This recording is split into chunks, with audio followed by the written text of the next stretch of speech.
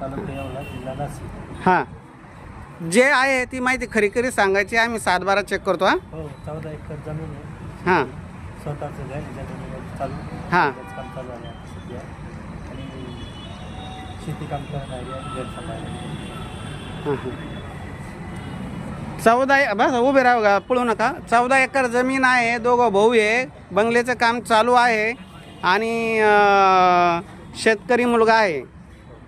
काही कारणास्तव यांचा घटस्फोट झालेला आहे.